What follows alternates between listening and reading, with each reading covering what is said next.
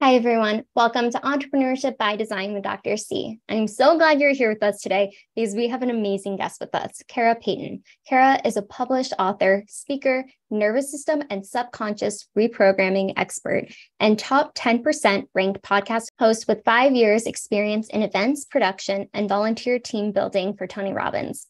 Known as the nervous system anti-hero, she helps women overcome anxiety, overwhelm, and self-doubt to increase their income, productivity, and confidence.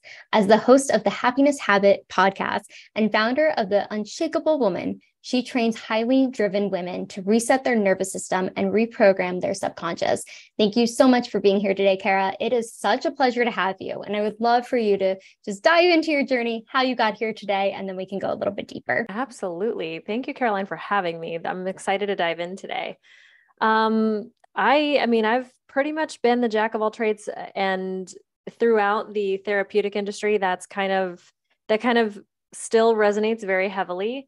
I started out touring with Tony Robbins as a just volunteer team building, did events production. It was an amazing, wild, mind-blowing journey. And then after being offered a staff position there, the critical mass was that I had 3 children at home. And in order to maintain that career at the cadence that they were needing from me, it was going to require me to travel 2 to 3 weeks out of the month. And as you may know, that's not possible when you have 3 kids at home. So I explored the accident. I left that and moved into more of a spiritual, heartfelt, somatic, body type things, because there were still some things in the mindsets and mantras work that wasn't quite getting to some of these root causes. And I was curious about, okay, there's the limiting beliefs on top. There's the conscious thought, there's, directed thought, Napoleon Hill principles of success and all of that. That's up here in the mind.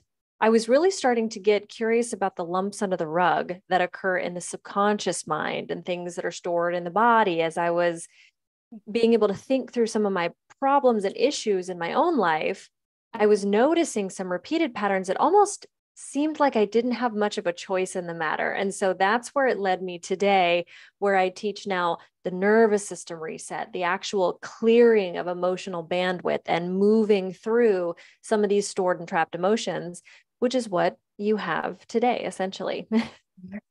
And I believe that. And I love that you really help individuals, women in particular, when it comes to the subconscious and the nervous system and all the overwhelm, or overcoming anxiety, the overwhelm, the self-doubt that a lot of us experience in some form or fashion that we might not even really know because it's so deep in the subconscious.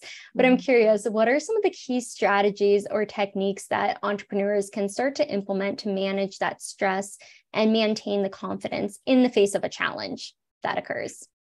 Well, that's actually essentially 2 questions in one. So the confidence bit, secondly, I'll get to that in a moment, but the stress aspect, when we're especially when we're talking to women, when we're talking to modern women, when we're talking to entrepreneurs, when we're talking to achievers, we're using the word stress as kind of an umbrella, and essentially for an achiever, for an entrepreneur. Entrepreneurs, one common phrase that a common theme that I've found in my clients is that a woman entrepreneur is someone who went through a great deal of trauma. They went through a great deal of forced independence, which is, of course, why they enter this market space. They don't want to be controlled. They don't want to be held down, held back, told what to do, et cetera. And that typically resonates with people who were held down, went through trauma, were told what to do, feel trapped, feel unable to express themselves, or a significant detachment with a soft, feminine ability to be and create and attract. We go into this go-getter, boss babe mode, not realizing that actually, most of the time, there was a detachment from a core wound that took place that actually detach them from their core energy, their core essence. And so when we hear the word stress, more often what I hear underneath the surface, stress is a code word, an achiever's word for fear. It's an achiever's word for self-preservation. It's something I'm stressed out. Basically, I'm stressed out. That's the tip of the iceberg I want to share with you. Underneath of it are the fear of failure, on the opposite side, the fear of success. There's so much going on underneath the surface of that.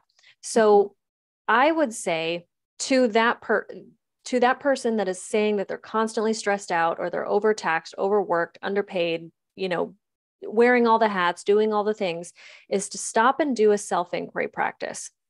Implement some form of self-inquiry where you can take stress and then identify it and find out, okay, stress from what? Fear of what? Anxiousness, overwhelm of what? Because a lot of the times we say, we don't have a full outcome, clear picture of whatever it is we're either attacking or trying to achieve. And any clarity along the way can be an absolutely powerful tool. A lot of the times you ask people what they want. They can't tell you what they want. They can tell you what they don't want. And they know that clearly. And so they're spending their entire careers or their relationships trying not to hit the pole, but they're focused on the pole. They hit the pole.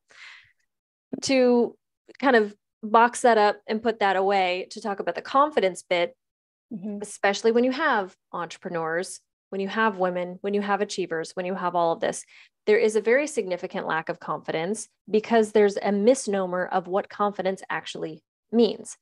Confidence, as we built it up in society, is typically defined as something that can appear to be, the appearance of, keeping up appearances. Well, as you know, we can all do that. And then you see the CEO fall down in the middle of a board meeting from an anxiety attack because she spent her whole time keeping up appearances and absolutely rotting from the inside out. Yeah. There's a reason for that. There's the self-abandonment piece of a constant ignoring of the signals and of the cues. Anxiety is information. It's a cue. It's supposed to be yielded. It's supposed to be an informant. We're supposed to look at it and ask and self-inquire. More often than not, it's in the way of our productivity. It's in the way of our schedule. It's very inconvenient. And we stuff it. It starts small, but we stuff it. And over time, as that emotion, as that sensation gets stuffed, it will look for another path, a path of least resistance. And stuffed over time, it will start showing up in chronic migraines, chronic pains, and anxiousness. I'm anxious because I've had too much caffeine. No, you're actually anxious because your cortisol level has had you're pumping so much cortisol in your system from the caffeine, from the overwork, from the adrenaline of racing and rushing and all of that, that it ends up coming out all in one moment. Oh, well, the poor thing's stressed out. We use so many different language misnomers that no wonder we're all lost in looking for the answers. But confidence broken down into a daily practical step for entrepreneurs that are listening to this, or any kind of, working, busy achiever, somebody seeking their highest self, essentially. Start by keeping your promises, your word to yourself. Over time, this compounds into a relationship you have with yourself that you have your own back. Yeah. This eventually crystallizes into feeling capable. When you feel capable, you are creating a response to an internal fear. You're creating a language, almost more than a language, but an embodiment of something that cancels out that fear of not being enough, of being unworthy, of, any number of things. And then your stress level, because you're capable, is also answered. You've proven to yourself, I say what I'm going to do. I do what I'm going to do. I say what I mean what I say what I do. All of that is just, it all flows into alignment where now you are more of a whole embodied human being. So identify what stress actually is, and then start keeping your promises to yourself every day. I love that. It goes back to keeping those promises with ourselves. Really, I think the most important relationship we have is with ourselves. And there's a lot of times this misconception or common beliefs that we're telling ourselves of, well, I have to just get through this presentation, or I have to get through this day and get the kids to whatever activity they're going to. But really understanding too, there's a lot of patterns that happen, I'm sure, and limiting beliefs that you probably see in your clients? And what are some of those common patterns or subconscious beliefs that hold women back from reaching their full potential as entrepreneurs that you've seen personally? Well, the main one that I see most often is the tactical busyness. This, like you said, I'm going to get it done. I just need to get through this meeting. I just need to get through this event. I just need to get through this week. I just need to get through this day. And the problem with that is that achievement is a constantly receding horizon. It will never, you say, oh, I've got my calendar all locked up. I just need to get these few busy tasks off of the list. Well, tomorrow's day comes with tomorrow's tasks, but you still have yesterday's, and you will have tomorrow's. And that list of busyness never goes away. We also have, so tactical business is essentially keeping yourself busy with the nothing that moves the needle. It's the ever-present daily things. If you have forgotten to do something that you normally do every day, and it is going to get in the way of something that actually moves the needle forward or creates a solid foundation under you, skip it for tomorrow, for the love of God. Just put it off till tomorrow. Mm-hmm. There are so many times, and even anything, first of all, just to go way back to insert this in the beginning of the conversation, if you're listening to me and think that I have done all this perfectly and all of that, and I have something special advantage, like you're giving yourself an out. I screw up on this on a weekly basis, and I create rules for myself. And there are times when I still do the self-negotiation process. I have gotten better. It is a work in progress, and perfection is never the outcome for me. It's a 1% incremental difference from the day before. So I'm speaking to you as a construction zone as well. So do not make the mistake of thinking that, okay, I'm on a podcast, I'm an entrepreneur, I'm outwardly successful or whatever, and so I have some sort of special advantage or have it all together. If you tell yourself that, you're immediately giving yourself an out not to fully engage, fully listen, and fully qualify yourself to sit in this conversation. So me and Caroline might be talking, but listen as a person who is also in on the conversation, asking yourself these questions and engaging inside with these questions, because Caroline probably has it too. I have it too. These are all practices like, this is the ideal, not the perfect. Yes. Thank you for clarifying. So true. And I appreciate you sharing that, because I do think there's a lot of times where on the outside, it looks perfect, but perfect doesn't exist. There's constant moments. I know I struggle with it too, of the common limiting beliefs that will pop in my head. I'm like, no, not today. I don't have time for you today. But understanding too, that we all go through it in different capacities, but it is there. And each level, I don't know if you've experienced this, but as you've leveled up in every capacity, there becomes this imposter syndrome at that next level where you're like, oh, do I belong here? Like, I felt that so many times. I don't know if you've felt that, or just the people that you work with as well, where as you're up leveling in each aspect, it comes in the imposter syndrome. Yeah.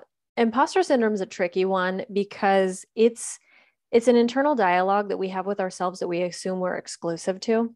And we have people that we hold up on pedestals and assume they've never had failure.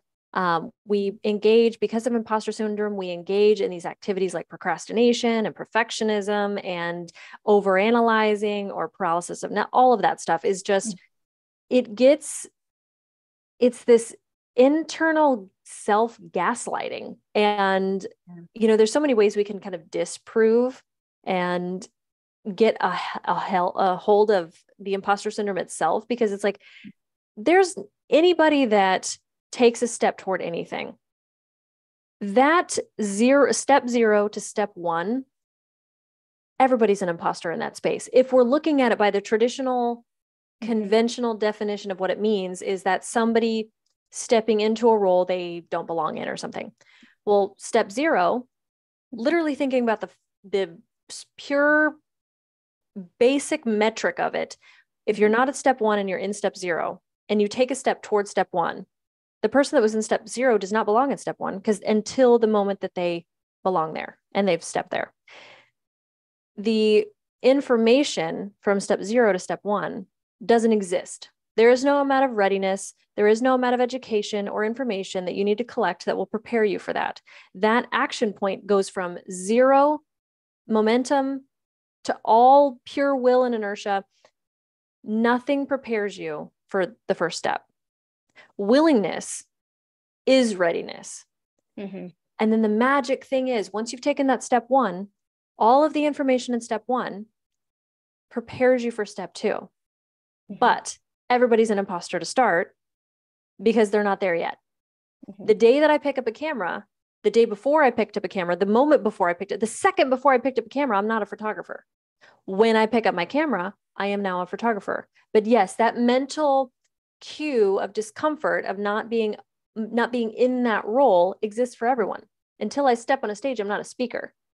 Until I step on a podcast guest as a guest, I'm not a guest appearing podcast person. It doesn't happen until the moment it does. So imposter syndromes, just understand that it's self-gaslighting and we do it to ourselves.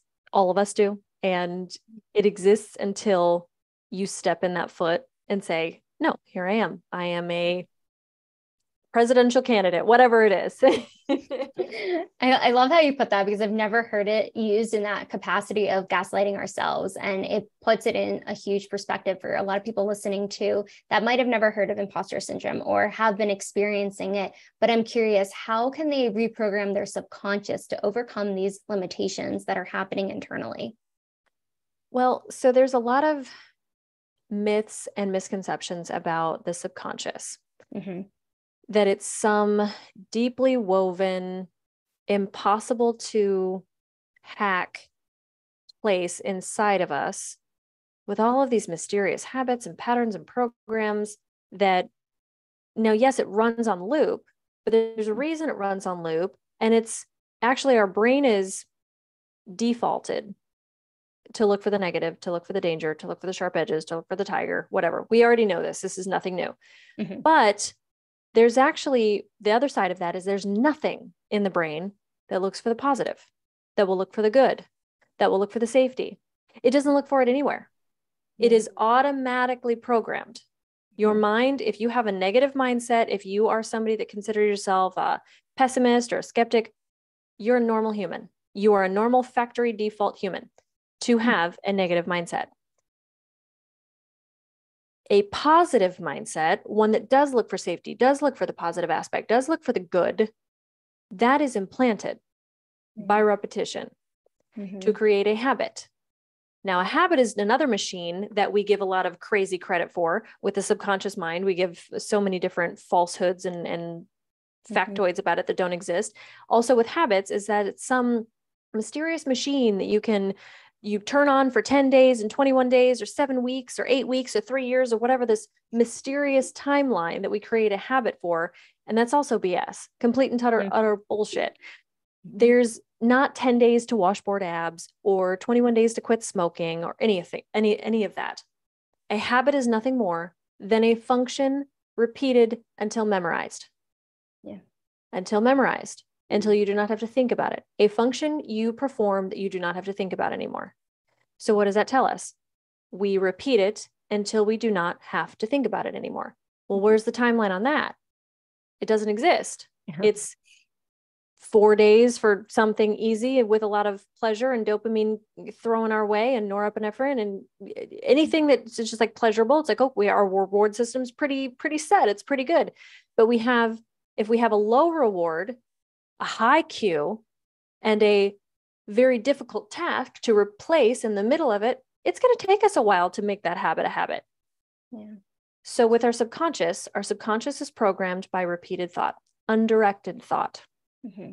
So if you did not direct your thoughts, and your thought default program is that I'm fat, I'm incapable, I'm not worthy, I was abandoned, any number of things, and you repeat that on loop, you're going to have to implant consciously over and over and over and over and over and over and over until memorized that supplants the existing.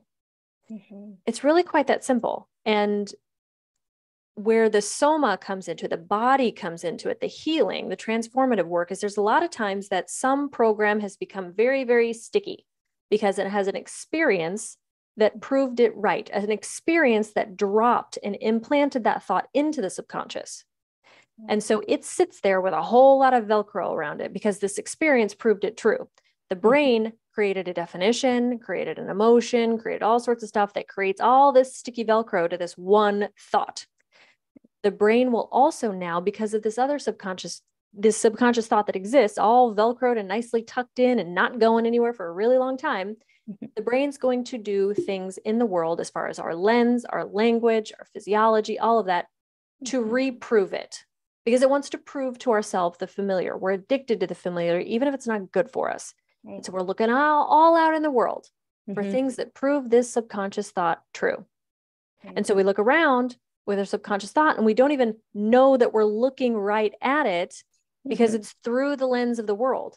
We're not even realizing we're looking through these subconscious thoughts and looking through these beliefs and looking through these lenses. So the issue is, it's kind of your limiting belief because it's in your conscious mind. If I say I have a limiting belief of X, Y, Z, that's in my conscious. I can choose again, and all of a sudden it's not a limiting belief, because if I know it and could choose other than it, it's not a limiting belief. I'm doing it to myself. I look through the one that's choking me, and it's my own hand. Right. The subconscious one is tricky, because I'm looking through a lens of the world, and it's everywhere. And so I don't even realize, it's like all of a sudden you put on a certain kind of glasses, or a certain, where you put on the red glasses and now you can't see red. It's the same thing. I'm looking through the subconscious belief, not even realizing that I'm looking at it everywhere I look. So that's a really kind of, I try to make it comprehensive. It's a little techie, it's a little sciencey, it's a little fun, but that's the simplest way that I could put why it's so tricky. But here's, the reverse engineer of that. It's actually quite simple, not easy. Yes, definitely agree with that. It is simple. It's not easy, but it's put the willpower to change that or even become aware of it. And I'm really curious, what inspired you to even start looking into the nervous system and the subconscious reprogramming? What triggered that for you? I was completely and utterly exhausted at the industry. I was going to talk therapy week in, week out. I wasn't getting anywhere. I was repeating these same traumatic stories, these same traumatic meanings. And I was just having basically a yes person nod their head and ask me the same question on loop. And now, granted, this is absolutely no discredit or devaluing or minimizing the value that talk therapy can have. There is a powerful way, a sorting mechanism. It helps you to look objectively or subjectively or dive in to any number of degree, depending on. The therapist that I personally found was just a nod, very passive, not involved particular therapist. It's a wrong fit. Yeah. And I'm grateful for it. And there's people that have a wrong fit. If you feel like it's not going anywhere, you're not benefiting up from it, it's not necessarily therapy. It's the therapist. It's maybe the individual alignment or malignment that you have with one individual. So just wanted to clarify, because I do have a lot of very unconventional, I guess we'll say,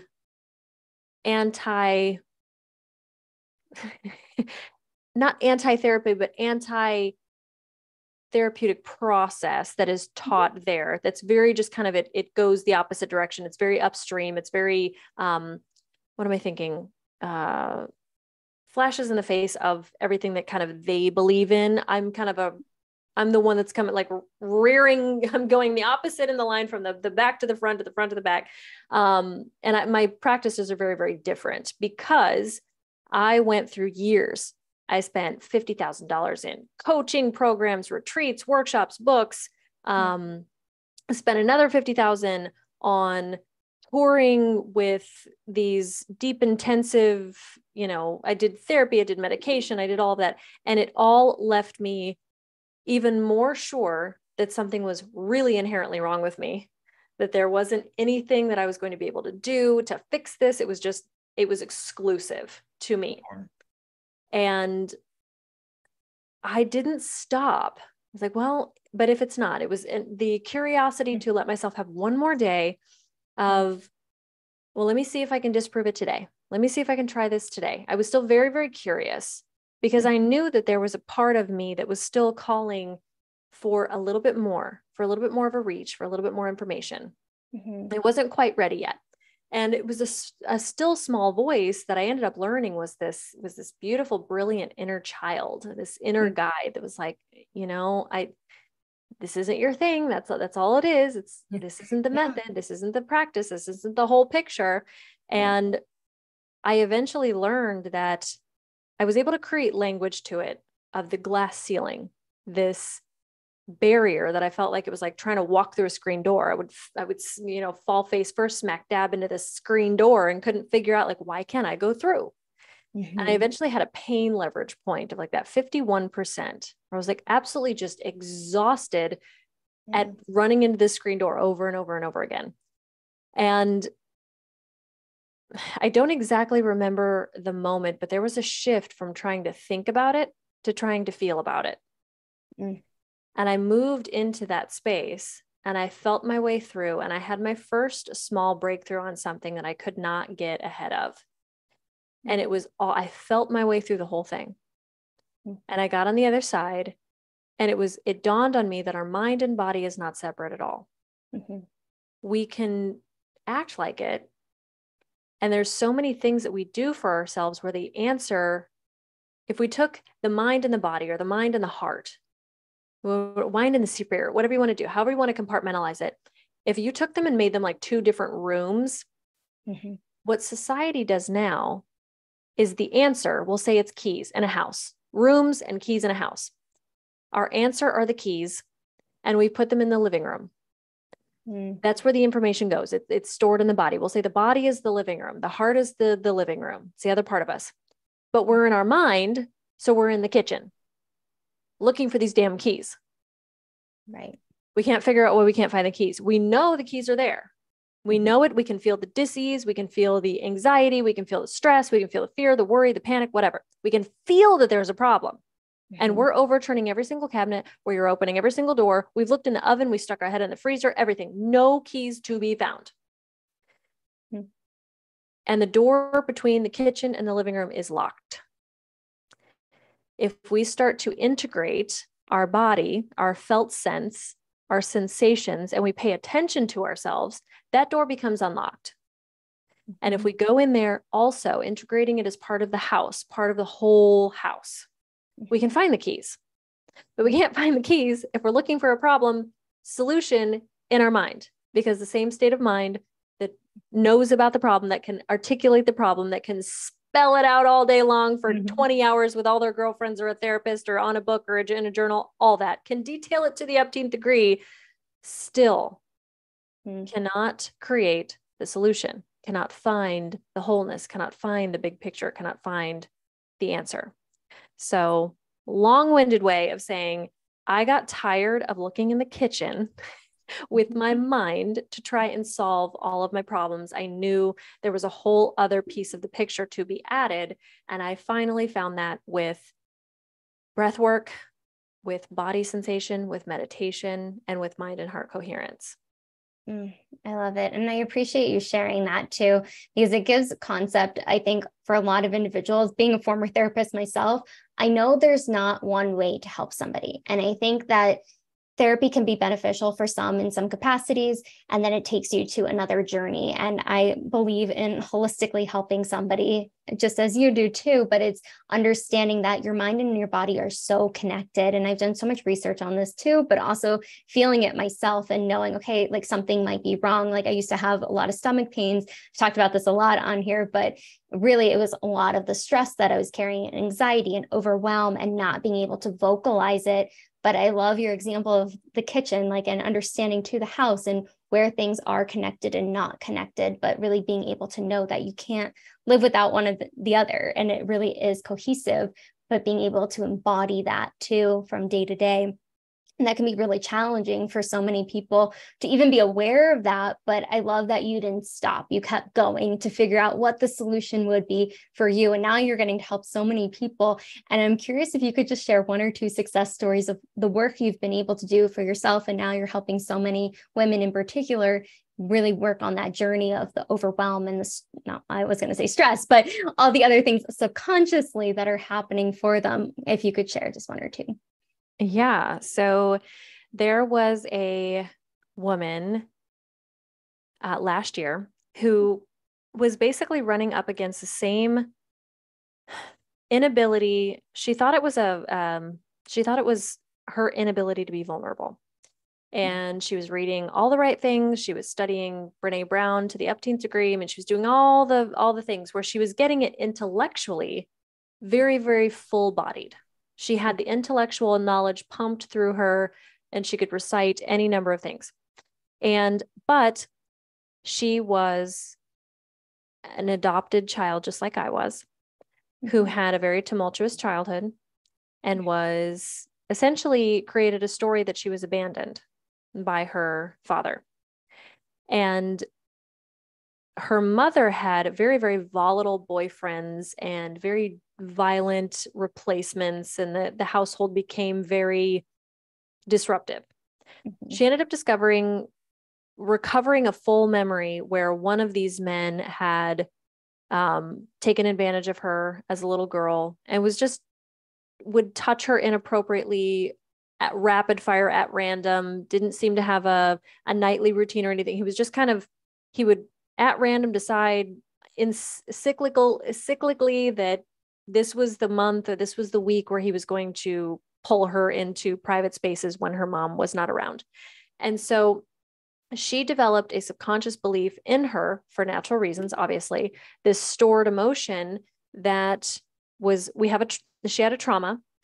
She stored it in her nervous system, and she was attracting men because of that, who were the same type of men. This imprint in her as a child had become very, very clearly defined as unsafe men is my imprint. Unsafe men are the only men that I can have, because her mother's attraction to these unsafe people meant that she had developed all these stories that she was going to end up with somebody like her mom and all of that. And so she was trying, now fast forward, that's her childhood, that's her experience, and that's what she defined it as. Fast forward to when she met me, she's wondering why she cannot be vulnerable with partners. Well, there's twofold there. One of them is that vulnerability was the antithesis of what she should be doing as a child or now, because of who she's attracting. She's attracting violent, dangerous people. So to want to be vulnerable and to be seeking vulnerability with an unsafe person, everything in your nervous system, everything in your mind, everything is going to be like, absolutely not. That is a hot stove. We do not touch hot stoves. I had hot stove touch me. I'm not going to be open with one. So there's so many disadvantages. She wanted to be vulnerable, but not only were her partners not to be vulnerable with, but her imprint otherwise had long taken vulnerability off of the table. And for good reason. Her body's intelligence told her this is not a safe thing to do. Vulnerability is the opposite. And before then, she's like, I remember a time when I was vulnerable. I was able to be open.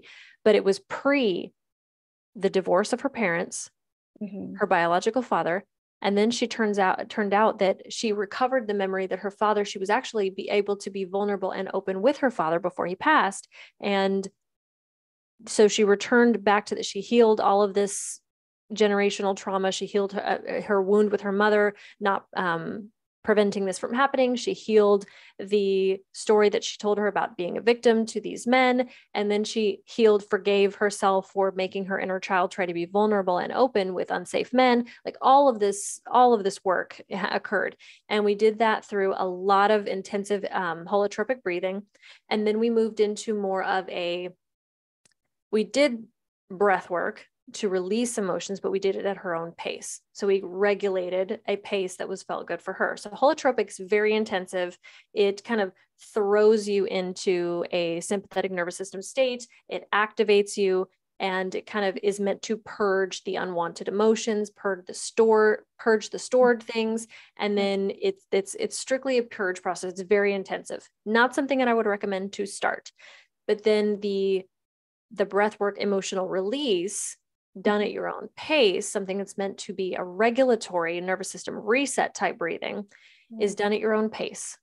You move into the sympathetic and you pull back into the parasympathetic, and you pull back into the sympathetic and back into to show yourself, I have control, I have autonomy, I have the ability to choose, and health is the ability to choose. So that was my most recent success story. I'm so, so proud of her right now. She's not in it. It's super, super new. She's not in a new relationship yet. She actually decided for right now, she wants to discover more of who she is. She wants to travel for a little bit. And she actually has a very adorable story and assumption that she's actually going to meet somebody while she's traveling. So. Oh my gosh, I love it. And I appreciate you sharing that story, just how powerful the mind and the body are. But I love the fact that you brought in the aspect of her trying to be vulnerable when her body was protecting her. And I think that speaks volumes too, because our bodies sometimes have to speak louder than what we're saying, because intellectually we're all very smart and can read and listen to podcasts and talk to therapists and talk to coaches and everything of that capacity. But it's this inner work too, and realigning that. And I love that you were able to help her and guide her through that and the process it took to get there. And now sounds like she's thriving and being able to just really be in herself and put herself out there in traveling. And hopefully she does meet someone who is safe and a good person too. Absolutely. Absolutely.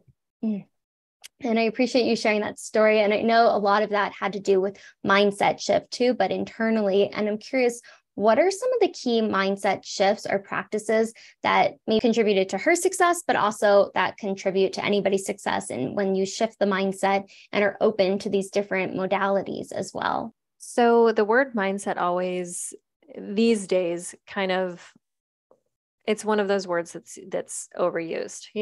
It's definitely, it's just about mindset. It's mindsets and mantras are only part of the work. Yeah. But if we're going to start with the mindset, we have to understand that where we are and our current surroundings is nothing more than a reflection of our language, our lens, our meanings, all of the different things, all of the different words that we use, the way that we view everything creates all of this. And so a lot of the time, we talk about picturing something you want, saying what you want, repeating it to yourself, even moving into like a Joe Dispenza space where you're seeing it until you feel it and all of that stuff. That stuff's wonderful. But if we can do that, the first part of the work is also to understand that everything that you have right now is also done in the same creation process. We just did it either to our detriment or by default. To participate in this, we're participating in the things we don't want just as much as the things that we do want. And we don't really take that responsibility. And the first thing that I would say to anybody wanting to shift their mindset is you don't have to be at fault for everything, but you are damn responsible for it. The things that happen to you may have been wonderful, may have been terrible. Things may have been taken from you. Things may have been chosen for you. People may have betrayed you. People may have absolutely disadvantaged you. Of course. Okay, great. Not your fault. Free and clear. I will give you a permission to fault someone else and blame someone else. However, be mindful that if you blame somebody else, your blame cannot unseat itself from the power that you also hand them to. If you have to blame somebody else for it, you're giving them your power. You are handing that. You can't separate blame from power. To blame someone, you have to give a degree of your power away to them. So I would spare yourself that whole process and just resign to the fact that it doesn't matter whose fault it is. It doesn't matter whose blame. To take that requires so much from you in the process that's not necessary. How much better could it be to say, it doesn't matter whose fault it is. It's my responsibility. So I'm implanting myself in the present moment, both feet fully embodied in the ability to do something about it from here on. You can blame your parents for everything, but after 18, you can blame them for nothing, because those decisions from that day forward are yours. That day behind you, sure, all day long. They sucked, they disadvantaged you, they made you believe, they taught you all the wrong way. That decision-making process, I had a terrible childhood. I had a tumultuous childhood. I had a chaotic childhood. My parents were a mess. My parents are still a mess. But I could define that in a way that makes me a victim, paints me as a martyr, paints me as helpless, and it's just learned helplessness to give somebody else that power. Or I can say, thank God they were the way they were because they taught me everything not to do. They gave me the cheat code to how not to be. All of the wrong paths, all of the bad paths, all of the dark doorways have been caution taped clearly for me. They gave me the greatest hack to life on all the ways not to do. I learned if I can take all their mistakes and gather them up, I'm going, okay, this is a brilliant nugget of powerful, potent information. But often we don't do that because it's so much better to just off-seat the responsibility and to uncouple ourselves from power to do anything about it. Step one for any mindset shift. You don't have to worry about the fault and you're responsible for all of it. Is the biggest shift that I would make. The only way that I would even follow or amend that with anything else is that the way that you perceive anything, if you can dare to really question it instead of just take it at face value. And when you think you've questioned it, question it again, question it again, question it again. Questions lead to answers. Answers do not lead to answers. And so if you know everything and you're still stuck, well, then you're really screwed. But if you can start unboxing some of these things, it's like, do I really know that? Is that really the way it was? Is that really the option in front of me? Is that the only option in front of me? What could be truer than this? What could be even truer than this? And continue to move. The more periods that you can absolutely eliminate and replace with question marks, the better your life will be when it comes to shifting your mindset. So those are the two I would say most potent for shifting the mind. I love those. And I think you just spoke to something that's so important, taking responsibility and the power aspect too, because a lot of times people will blame other people for their mishaps or decisions they made, but we do have control over decisions. We might not think we do, but we truly do. And I think that's an important factor to realize because a lot of people go through this life, and I've heard it from so many different people, so many different walks of life of, well, it's my mom's fault or my dad's fault or my sister's fault or whatever it may be. And realizing, okay, well, that's on them. How can you shift that? How can you focus in on the path you want to take? And you're right. It's so many tools that people have been given where you realize what you don't want to do or you don't want to experience. It gives it a very clear viewpoint versus someone who's never experienced it. Of course, nobody wants to go through that, but it gives you a little advantage of knowing what is not going to be in your future or how you can shift that. And I think that's a really important concept. And just even considering your expertise in the nervous system and the subconscious reprogramming, how can entrepreneurs in particular leverage these concepts to really enhance that decision-making, problem solving, and overall performance in their business in particular? So what I lean on above all else when it comes to decision-making, when it comes to creating clarity, is an idea of when you can feel yourself and know yourself and embody yourself and keep your promises and have that relationship built with yourself, you develop not only rock solid confidence, but authenticity. And authenticity basically lies at the foundation of everything that we do. If I know who I am, truly I have my identity laid out. I know my values. I know what I stand for. I know who I am. I know what I believe in. I know where I'm going, all of that. Everything can be reversed engineered from that identity, from that true, authentic identity. I know where I'm going to go. I know where I'm not going to go. I know what I'm going to do. I know what I want. I know what I don't want. All of these things are clear. And so from an identity, my friend Cody Jefferson talks about this. He says, if you know who you are, your wants, everything falls out of that. What I want comes out of who I am. What I'm going to do comes out of who I am. All of it can be. So a self-inquiry process, moving toward your authentic self. The biggest hack for your business, for your mind, for your relationships, for your money, for your health is to get absolutely unencumbered by false senses of self, by a false identity, by false illusory filters, by masks, by facades, by roles, by characters, anything that would be in your way of tapping into a core of who you are. And then practice every single day, showing up as that person 1% more, every single day I get into bed before sleep and I'm like, I'll reflect on the day. And then I ask, okay, what could be an even truer version of myself that could show up tomorrow? And then I demand it with certainty that my subconscious show me the plan, the way, and the ideas for how to show up a little bit more of myself today than yesterday. And it's that 1% difference. 1% difference is all it takes. That compounding effect will get you to the outcome no matter how far it is, no matter if even if it's lifelong. Mm-hmm.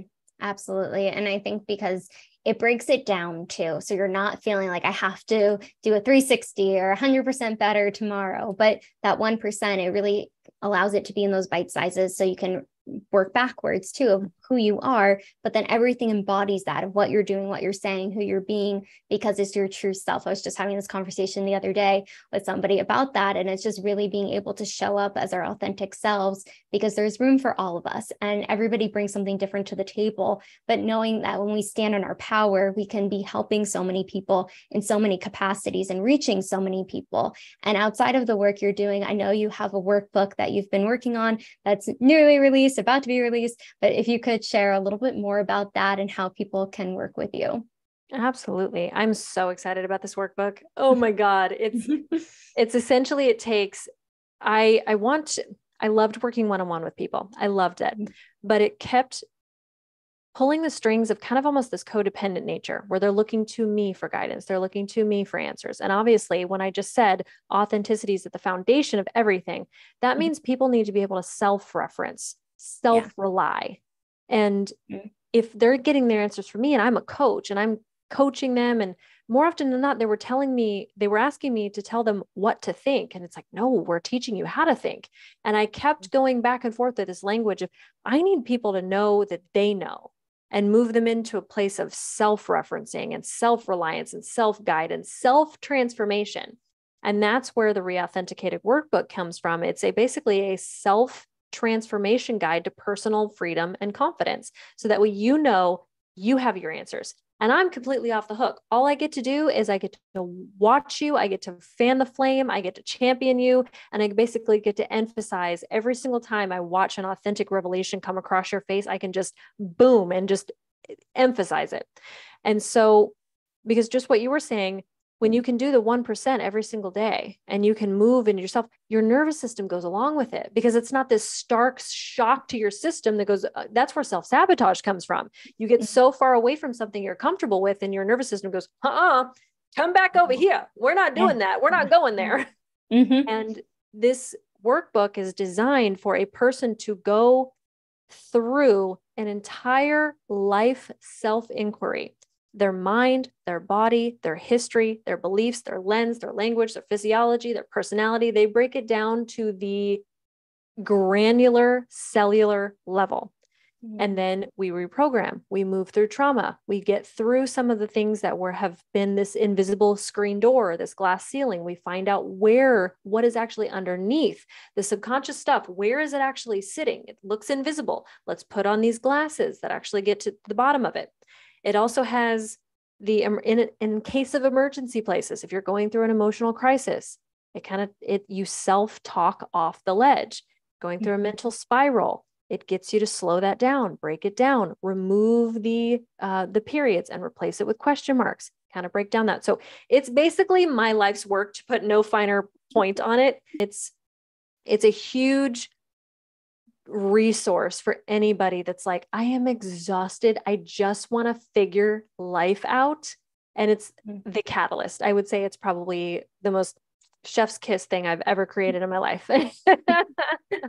I love it. And, because it's your life's work, there's so much heart and soul put into it too, to really help people in so many different capacities where they can use it as a resource to really have that thinking for themselves and work themselves through it. Because I think that's the ultimate gift too, because somebody can have a perspective of it, but we know our true selves too from internally and what would work best. But being able to have the resources and tools to make those different decisions, to problem solve in a situation where we're feeling like we're spiraling, and being able to talk ourselves out of it and knowing, okay, this is temporary. This is what I'm feeling in the moment, but how can I get myself out of that? How can I learn these steps? And I love that you've created it to really help so many more people. And I know you even have a podcast too. You're helping people in so many capacities, but you're the host of the Happiness Habit podcast. What are some of the habits or practices that have really helped highly driven women incorporate into their daily lives to cultivate happiness, but also maintain a positive mindset through this entrepreneurial journey that is a roller coaster? That's a great question. The Happiness Habit podcast became this huge umbrella for all things that support creating a life you love in any capacity. Because happiness can be defined. Somebody thinks it's cheap. Another person thinks it's the golden rainbow. There's so many different ways to umbrella that, but ultimately we do want to create a life we love. We do just want to be happy, whether or not we define that as joy or however we define it. If we define it as success, if we define it as a relationship, as being a mother, whatever the case, it just kind of became this place for all walks of life, all these oddballs and pillars and crazy unconventional thinkers, all to just come have a conversation about life stuff. And the thread that's really pulled into it for me most is creating a dialogue with yourself. And that's what the workbook comes around to, is like when you get through the end of the workbook and you realize that I didn't guide you through it, that you guided yourself through it, that you found your answers, that you discovered the barrier, that at the end of the day, that big gap that you thought was this monumental mountain in your life that you were, shopping for and adding to cart for and registering for access for and clicking to download and all of this crap, all the things you added to your cart did not displace the fact that at the end of the day, you were the champion. You were the one on the finish line. You were the one running the race. You were the key. You were the door. You were the lock, everything. Mm-hmm. And so I create very critical thinking questions and critical thinking conversations that help somebody unpack everything. And as far as happiness goes, when we're really answering the question in a literal sense, I help people create their life laws that if they on a daily basis focus on these 3-4 things, whatever it is for them, 3, 4, 5, 6, 7 things to create a perfect day, a perfect little brick in the wall of life, that one perfect brick was perfectly laid, perfectly shaped, perfectly executed in this ideal sense, to where the wall may never get done. The wall may never reach wherever we think it's going to reach. But as far as every single day becoming this tiny little masterpiece toward the ideal, and I have mine too. I have my little promises to my future self. You can't necessarily see it, but it's a list of 9 things that if I manage to get those 9 things done in a day, I will consider myself an ideal, perfect little masterpiece, masterfully made building block to the perfect life, and reverse engineering that, following my law. I love that. And I think it just gives that sense of really embodying what you want to be, who you want to be, and showing up just as perfectly or imperfectly perfect as you are. And I think that's the beautiful thing too, of just remembering that and doing those little things that make such a difference in the long run too, that you're focused on the 9 things that you have on your list. I know there's few things that I every day do for me that make me feel good inside out. Really just going back to taking care of ourselves, starting from the inside out, from the nervous system, and knowing that we do have control, but if we're open to really making a shift in our lives, and it starts with us, nobody else can change that for us. We can read all the books, do all the things, but at the end of the day, it really comes down to our relationship with ourselves and taking care of ourselves first so we can show up for other people. And I wanted to ask you, because I know you mentioned you have children, and what has it been for you, motherhood and entrepreneurship, and integrating the two together? I love that you use the word integration, because a lot of the times that conversation, that question is the word that's used is balance. Mm-hmm. Yeah. And as you know, I think that's why you use the word integration, is because balance is an illusory, a word that's kind of designed based on a presupposition that's just very, very disproportionately placed on the altar of perfectionism. I integrate mother and businesshood motherhood and business. There we go. Imperfectly perfect. We're in business hood. It's a new thing. Everybody knows about it now. As a mother and an entrepreneur, it's pieces of my identity, and I don't compartmentalize. As a woman, I think that that's kind of that leave your work at the door, leave, all of that kind of stuff. I think that's language that was built for masculine, for sorting energy, for compartmentalization energy, for doer achiever energy. I think women, in order to move into more of an integration with both of them, look at it more as a flow state. Mm-hmm. If you want to, we're always flowing because we always have all these tabs going. And I'm thinking about motherhood right now. And, right now I'm on the podcast. So I have more flow going toward my entrepreneurship self and the business building and all of that, and becoming, so I have my, not even a business hat on. I have more of I'm leaning more onto my entrepreneurship leg because it's still going. I'm a woman, no tabs are fully closed. And so here in a moment, when we're done here, it's 5:00 my time. And so we're going to be moving into more of a afternoon dinner space. So I'm going to lean more onto my motherhood leg, but they're all still existing. They all of those identities, all of those pieces and those fragments of myself are constantly informing me. It's just one requires a little bit more of my focus. So I think the integration is bring your family on board, bring your business on board, blend the two. You are all of them. When I show my personal life and my business, and, my kids are respectful of my time and space, but if they were to decide to walk in the door right now, it's like, well, yeah, they're here. I mean, it is what it is. And it's not the ideal to have a thought process interrupted. But if they were here and, they know for my thinking process, I do love, interruptions do kind of like take me off path and make me less effective, but they don't make me less of a mother or less of a business person. So I would just say blend as much as you can, all of the things, you were all those things together, and maybe integrate more of an embodied identity where you're not having to sort or forcing yourself to.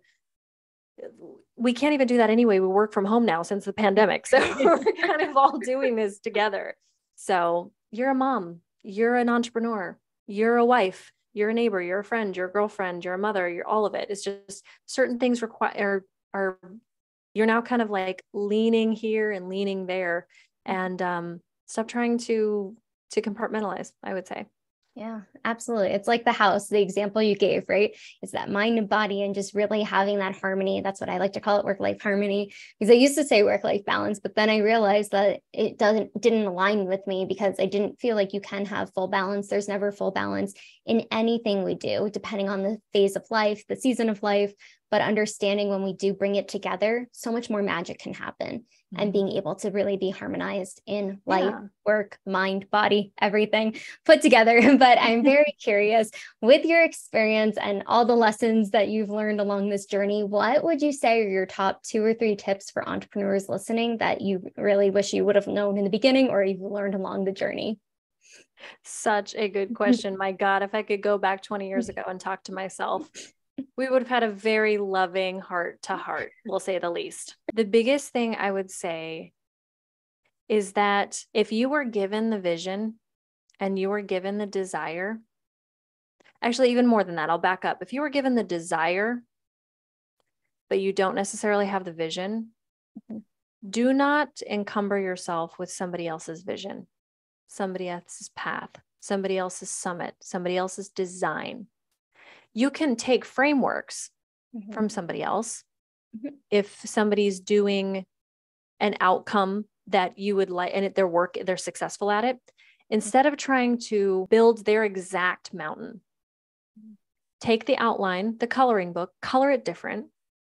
But yes, some of the framework, some of the logistics, some of the strategy can be used, but ultimately you were given the desire because it's yours. And it's going to be tailored to your personality, tailored to the gifts that you have to the world. It all involves that. When you try to work for somebody else's summit, somebody else's mountain, somebody else's desire, somebody else's goal, somebody else's success or level thereof, you are disqualifying yourself, your authenticity, your gifts, everything that would have made it better because it's yours. It's the definition of staying in your lane. But it's hard to stay in your lane when you have the desire and don't know what the lane looks like yet. And especially as entrepreneurs and startups, we are so afraid that our idea, our magic little precious gift that was given to us, this creative thought, is not going to pan out well, or it's going to be not warmly received by the world, or it's going to fail, or the counterintuitive fear that it's going to succeed and then we'll have to grow or change or evolve. Stay with you the whole time. Use a strategy if it works, but if it's going to unseat part of you, don't use it, because that's not the move. The other thing, so it still travels back to authenticity. Stay with you the whole time. And then stay curious, because Napoleon Hill says that failure is not failure until observed. So refuse to observe failure. You either win or you learn. It's the more common phrase that's used, but it's super hyperbolic and I don't love it. What I love is that if you refuse to call it failure, you can still extract some sort of lesson in it. You can still extract some sort of gift in it. And so stay curious, keep the questions. I love both of those. And I think it's just staying curious allows us to stay in our lane too, being authentic to ourselves, because no one's going to do it exactly like you are and I am. And that's where even the name of Entrepreneurship by Design came about, was really to focus on everybody builds it in a different way. There is no right or wrong way of doing it, but really staying true to who you are, because everybody has unique gifts, and especially what you've been able to accomplish, and just really giving back to so many women in particular, of understanding that they can just achieve this potential that's inside of them, but being awakened and realizing that they have that opportunity to do it if they set their mind and their body to it as well. 100%. And I'm so curious, with all the stuff on the back end of business, there's a lot of tech and tools and software and apps. Is there any in particular that you use that have really helped your business? Absolutely. I am a shortcut, hack, app, cheat code collector. And so it depends on the industry, but I have more than one business right now. My favorite right now is the Fathom note taker for Zoom. It's free. It records your transcripts. It automatically gives you an AI generated summary. The questions are, everything's there. It's brilliant. I love it. I just got told about it by my accountability coach, Alejandra. And then I want to say, gosh, there's so many brilliant tech out there. Audacity for podcast editing is really, really good. Also free for audio editing. I'm still not totally signed in and bought into the whole AI thing yet. It's just an inexperienced user that's still kind of fiddling with it. Because as far as the writing, I write for a living. And so when I try to get something AI generated to create writing a little bit faster, I still am just like, ugh, no, I could throw spaghetti at a wall and end up with better copy. So I don't know too much of the AI tech that maybe a lot of people are searching for, but there is, what is it called? CapCut for editing video. I love StreamYard for multiple channels of video live streaming. It basically takes you live stream in StreamYard and it connects to Facebook groups, YouTube, LinkedIn, all at once. It does it all at the same time. And yeah, those are really, really good questions. And I think those are the ones that are coming to mind right now. Oh, what is it called? Hang on, Clean My Mac X is another one for if you have a Mac computer at home, especially if you have a desktop, or, you could go into PCs and I could usually go into the library of files and know exactly what I'm going to delete, all the old cache and everything. Macs are a little bit more complex, which makes them amazing because they don't get eaten by viruses viruses just don't really touch them. I have had this desktop that I'm talking on right now since 2011. I'm not kidding. Wow. And it works just fine. It's fast. It has large files and videos uploaded to it constantly. I have never had a single issue. And I would credit it to the Clean My Mac X program that you can download and basically is like, hey, your computer's going to run a little slow. Hey, you might want to scan it. It runs deep scans. It's life hack. I have not had to buy a new computer because of it. Oh my God, life changing. Little things that make a huge difference. Yes. And I'm really curious, what are your future goals and aspirations? I know you have multiple businesses, the podcast, the workbook, but what are you looking forward to in the next year or so? The next year, gosh, I would love to see this workbook take the world by storm and create an entire movement of just, gosh, could you imagine if people knew themselves and they were themselves and they were able to self-reference, they were able to be more aware, more resourceful, more connected, more loving, more open, more sure of their boundaries, more sure of their outlines, the world would just change. We would have better relationships. We would not get ourselves stuck in the same patterns. We would not be miserable. We would not be comparing on social media. We would not be buying things to try and fill these voids or gaps or make ourselves feel worthy or enough. We'd be more confident. I can't imagine anything better than a more authentic, more confident, more connected world. And so I'd love to just wildfire this thing all over the place. I'd love to be speaking on speaking tours, speaking on stages, hosting massive events where alumni from this book just created this family where we're really actually developing friendships and lifelong, not only to ourselves, but then outward facing, the inward facing relationship first, the outward facing relationship catches. I hope this whole thing catches on like a wildfire. We could even end suicide. I mean, ending emotional and mental crisis for the world would be, I could not think of a life better lived. Well, I can't wait for everybody to get the workbook and for it to spread like wildfire, being able to really help people understand themselves more so they have the tools and really end things that are not serving us anymore, so we can stand powerfully and change the world and make it a little bit brighter, lighter, and just really taking care of ourselves at the end of the day. But Kara, I've so enjoyed this conversation. Where can people find you, find your workbook as well? We'll link everything below, but if you could let us know too. Yes. So if they want something small and bite-sized, a little daily breath work, tapping into a little bit more authenticity, a little bit more clarity, a little bit more energy to wake up and create a life that you actually love, I have a little 15-minute somatic breathwork session that moves you through some cathartic releases and just helps you tap in just a little bit to regulate the nervous system on a day-to-day basis, programmed for authenticity. And that I can include that. It's karapayton.com/daily. I can include that link for you. I'm really social media conscious, so I'm not as ever present. Is if you want the bad humor and the Harry Potter and all of the behind the scenes crap that's in my personal life, I'm on Instagram, but I tend to kind of, that's really the only place I hang out. Website is getting revamped in the summer to include all of that, to make it more of an intimate hangout space for people to have real connection and community. That's just karapayton.com, but Kara Payton with a little underscore is me on Instagram. And that, yes, I'm on the other side of the phone. I'm easy to reach. Voice note me, I'll voice note back. I love creating conversations with the people that are in my world. I love it. And I so appreciate you coming on, just sharing your beautiful light with us and everything you're doing to make the world a better place for us all to live in. But it really speaks volumes of just everything that you've had to endure your life, but how you're giving back to so many women and really giving that voice to people to stand in their power and know that they can create it. You're a creator of your world. Yes, absolutely. Thank you so much for inviting me. Absolutely. Make sure to like, subscribe, comment below. What was the biggest takeaway from Kara today? I'm sure she would love to see that comment, and we'll see you on the next episode.